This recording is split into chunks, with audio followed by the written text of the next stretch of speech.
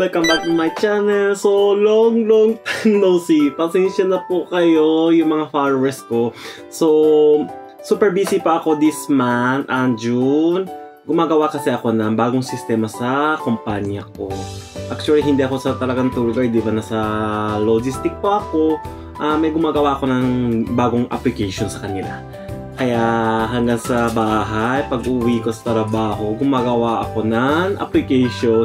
So super busy, pasensya na po kayo, hindi akong nakalabas, hindi ako nakablog. Pero kasi pasensya na, nag-iiba yung araw nito. Kung after nito, may Kyoto vlog ako, pumunta ako ng June 2 sa Kyoto.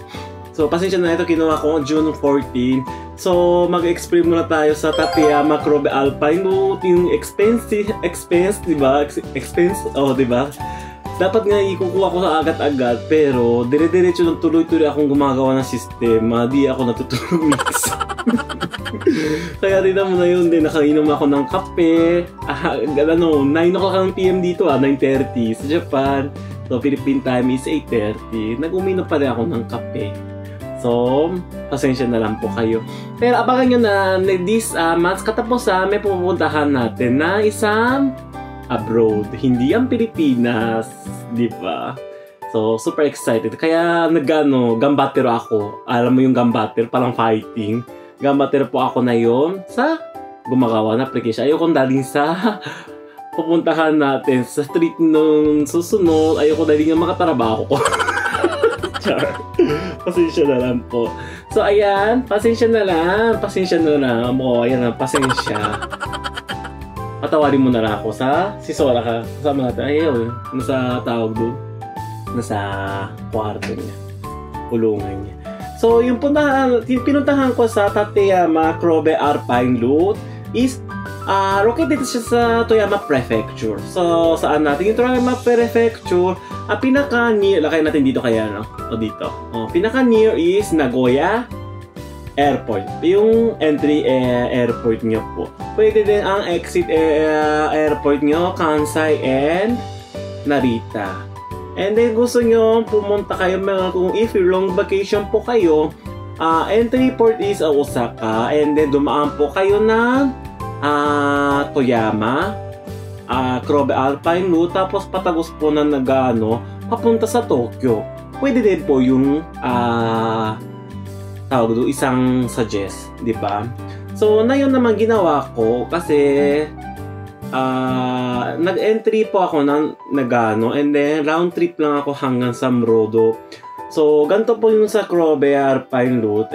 Ilagay natin dito ng model coast ba yung sandali lang i-English para makikita ko tawag doon yung makikita yung website. Nakalagay din naman sa parang dumidikit. Ito, tinan mo, binili ko sa Krobe Alpine Route. Ang cute, diba? Yan. Parang Northwest. Pero siguro naka-product siya. May ang tawag doon, license sa likod yung sa tagi. Kaya siguro naka-collaboration sila sa North Face.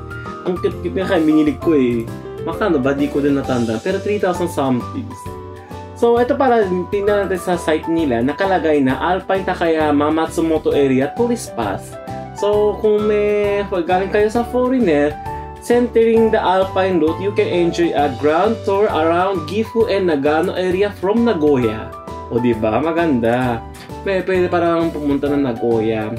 Unlimited rides on JR Local and limited express train along the route as well as all transportation of the Alpine Route. So pwede parang tawag dun.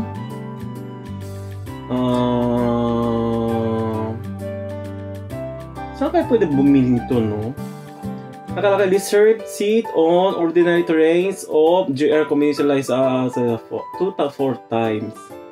Price niya is 23,800, 1 packs na adult, and then child 11,900.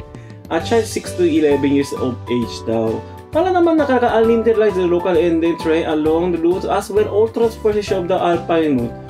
Para masusulit naman siya. Bakit kaya? Kasama ba hanggang tawag doon? Nagoya? Kasi naman, yung Kobe Alpine route is web ticket natin. Asan na yung ticket?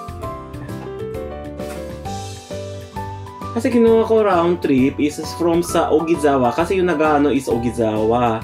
So, Ogizawa to hanggang Murodo and the round trip, ang kinuha ko siya is 1 pax is 12,170. Round trip na po siya. One way is 6,100. So, kung if Toyama po kayo entry hanggang Kobe Dam na lang siguro. Kasi kahit pumunta ka ng Ogizawa, wala namang makikita dun ni station lang meron. Pero yung t-shirts to binili ko sa Ogizawa. Di ko na alam nagbebenta sila sa Kobe Dam sa ibang lugar Asensya na ito yung Ogizawa binili ko. So, from sa Toyama hanggang Kobe Dam is 10,370 ang adult 1 packs. Pero wag kayo mag-set po ng umaga, alisan Nagoya hanggang tawag doon. Ano ba tawag doon? Wag kayo mag-set sa umaga kayo alisan Nagoya and then papunta from sa entry ang Toyama. Kahit siguro Matsumoto hindi kaya to sa Nagano. Kasi Nagano yung Matsumoto Kahit ipasok sa entry, hindi kaya siguro. Kung mag-commit kayo, kailangan 2 days dito.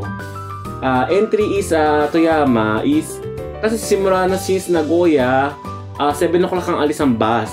Pwede naman bullet rin, pero 7 o'clock din. Pag alay-bar nyo sa Toyama is parang 10:30 na. So, pagpasok mo dun, yung sa Snowball, hanggang Murodo daw, 2:30 na makarating. Tapos sarado ang Murodo is 3 o'clock. Yung kaibigan ko si JM, hindi siya makapunta sa Kobe Dam. Hanggang Murodo lang siya. Tapos yung 15 minutes lang daw inikot. Yung sinabi ng ticketing counter. So, kailangan kayo mag-set ng kung may tour sila ng car or bigay mo sila ng 2 days. Mag-stay po kayo sa Toyama before na a day noon. Aga kayo pumunta sa Alpine, pumasok sa Toyama, pwede nang patagos sa Kobe Dam and round trip. And then pwede naman mag-choice nyo sa entry nyo is Matsumoto, Nagano, Ogizawa. So, Nagoya to Matsumoto muna mag-train. Matsumoto to Shinano Omachi. Ang train din siya. Tapos Shinano Omachi to Ogizawa, may bus na sila. So, pagpasok mo sa Ogizawa, kasi pag entry nyo si Toyama, unang Murodo. Pero mayroon pala marayo na masasakay ng bus, 1 oras, cable car, meron pa. Yung vlog ko kasi, entry is Ogizawa. Ogizawa next stop is Kobe Dam na, di ba? 7 minutes na Kobe Dam na tayo, di ba? So pag pupunta ng Kobe Dam, susunod naman yung Kobe Daira, yung magandang view, tapos mag-lopeway, cable car, doon ang Murodo, Snowball na yun. And then Snowball is hanggang June na. This month lang, hindi ko na alam sa gitna. Para kasi natutunaw din snow Hindi year ang may snow sa Snowball. Kapag natunaw naman siya, hindi ba maganda sa Kobe Alpine? No, it's maganda din siya kahit summer. And then lalo na sa autumn. Isang I can suggest nito, nakikita ko sa mga pictures sa Tateyama Kobe Alpine Road. Kapag sa falling leaves nila, super ang ganda. Kapag nakikita mo sa ropeway. Di ba yung ropeway ko din snow, di ba? Lahat ng mga puno doon naging iba ng kulay. And then, hanggang start ng June, and then hanggang October, tingnan natin sa picture dito. Hindi ko na nakikita na actually totoo. Sa Kobe Dam may waterfalls. Silang lilis ang tubig nila for sa sightseeing. Di naman, ganda diba? Ako ang gusto kong pabalik dun sa Tateyama Kobe Alpine. Makikita ko lang sa Kobe Dam ulit. Ayan. Kaya, saan napunta natin? Yung kanina natin, sorry, balik natin yung usapan. So, ito naman, nakalagay Nagoya. Para naman nakikita ko ito, parang ikot, no? From sa Nagoya, tapos hanggang Shinano Omachi, sumula, tapos Toyama, tumabalik siguro ng JR Takayama Line, o train. Pero hindi kaya na siguro isang araw nito, kakapagod lang po. Kaya tawag dun, pwede naman nakalakay ng book up Paano kaya ito mag-ano? Parang foreigner lang yata ito pwede mag-ano book. Wala sa Japanese nitong ganito eh. Oo. Siguro sa Jano, mga foreigner lang. So yung snowball, meron pa rin naman nakikita ko, 10 meters na lang. The maximum height is this year is 14 meters sa snowball na yun. Current height is of snowball is 10 meters. So ibig sabihin, meron pa ng this month pa. Baka makahabol kung gusto niyo pumunta. Di ko din sure, pero yung ibang lugar natutunaw na. Parang alam ko, may live camera din sila sa website. I-check nyo na lang kung gusto niyo punta. And then, ano pa? Ayun pala. Kung may tatarget pa. Si Sora, sana? Sora? Wait. Yung pala. Nagsishoutout. Kasi siya, bawal dito, may coffee dito. Ito pala, kung pupunta kayo po sa Tateyama Krobe Alpine Route, target nyo this year hanggang November yata. Kasi yung trolley bus mawawala na. Yung sa dapat siya Ogizawa siya Krobe Dam, trolley bus siya dati. Pero na yung ginawa nila electronic box, di ba? Kung gusto niyo sumakay ng trolley bus, from sa Krobe Daira po yun. Daikambo to Murodo trolley bus tayo, di ba? Kung gusto niyo sumakay, hanggang this year lang po siya. Siguro, wala pa naman nakabalita ng news anong kapalit niya. Pero, electronics bus siguro. Kasi, bundok ng tunnel yun, hindi pwede magagagas ng tawag dun. Mga diesel, di ba? Kung once ka na nasunog yung naapoy yung, hindi susunog lahat ng tunnel, di ba? Tunnel. Ayan. Pasaway naman to si Sola. Behave ka naman, sit. Oh, yeah, very good. Oh, house. House ba? House. Nag-house. House. Oh, yeah. Maka-coffee muna tayo. Habang nag-printer. Diba? Kaya maganda na pumunta sa Tateyama Krobe Alpine Route. Isang I can suggest talaga. Gusto niyo pumunta, tara na. Tapos, ito pa. Di ko din sure makagamit sa Crook ng tawag yung coupon ko. Meron na ako sa Crook coupon. So, ipakita natin. Meron na ako ang Crook coupon. Kung may target po kayo sa Japan Travel, gamitin nyo. Pero ang tawag dun, kaka-apply ko lang po. Meron po ako na minimum spend of USD $80. So, applicable to selected Japan activities, 4% Japan bookings. Di ko na alam ano saan makagamit niyo sa Japan bookings. Baka yung accommodation baka pwede kasi lagpas na $80 po yun eh. Coupon code is I can suggest. Tandaan nyo ang hashtag ko, I can suggest. O, diba? Ilagay lang sa coupon ko, tapos magbubook kayo na sa going to Japan. Pero ang nakikita ko sa Crook ng tawag ng Tateyama Krobe Alpine, pero medyo expensive lang siya. If medyo arpas po kayo ng another, kasi pwede gamitin niya papunta sa Matsumoto or Shinano-Omachi, Ogizawa, and then sa Toyama. Diba? Kung meron na kayo ng JR Pass, and then bibili na lang kayo ng Tateyama Krobe Alpine Route na ticket. Kung wala po kayo, i-check nyo na lang sa description ko. Nakalagay naman Tateyama Krobe Alpine Route na English site. Nakalagay naman po dito na tourist pass. Tapos nakalagay na book now. I-check nyo na lang dito para mas tipid. Kesa bibili ka na one by one. So, diba? Ang saya. May nakatawag doon. Nakagamit din yung coupon ko din. Tsaka ito ko ako, yung next travel ko din, ang daming kinuha sa crew. Kasi super mura, di ba? Kailangan ko din mag-budget travel eh, di ba? Hindi na ako makalabas-labas. Kailangan mag-ipon muna para makalabas din ako na iba-ibang bansa. So, follow mo din ako. Tulungan help naman po ako para tawag doon. Marapit din reach din ako ng 5K o next, kapag nasa lagpas na tayo na 5K, reach to 10K o 100K para lahat ng buong mundo sa Japan tuloy. Hindi. World nation na tayo. International world nation na tayo. Pupunta tayo ng US, Europe, o ano pa gusto. Gusto ko rin pyramid. Pyramid. Kakanta tayo.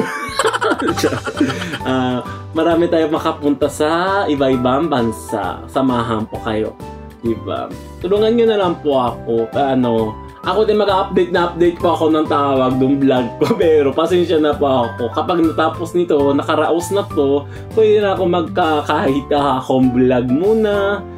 Sa kotse, sa car introduce. Daily life, diba? Kasama natin si Sora and si Riku. Ayun si Riku, andyan siya, isang rabbit ko.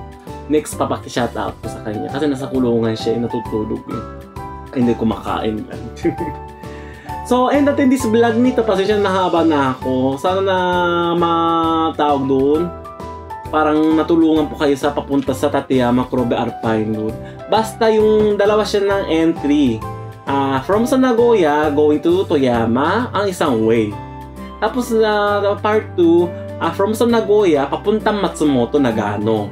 Tapos pag Nagano siya, papunta na sa Shinano-Omachi and then Ogizawa na siya. Siguro mas madali ang Toyama, alam ko eh. Kasi Nagano, dalawang sakay, akit pa ng bundok. Sa Toyama, parang dire-diretso ng isang bus lang pwede. Pwede pili din na bullet train kung medyo alpas po kayo. So, pero, I can suggest ko po kayo, pumunta kayo sa Tateyama Kurobe Alpine Road, kailangan 2 days kunin nyo. Hindi pwede round trip, parang pabalik-balik. Ang hihirap siguro. Kaya mas maganda, lagay mo ng set mo 2 days. Before a day na yun, magstay kayo sa Marape sa Toyama or sa Nagano, Matsumoto area. Pag umaga ng aga, doon na tayo mag-gora sa Kurobe Tateyama Alpine Road para patagos. And then mag-choice po kayo.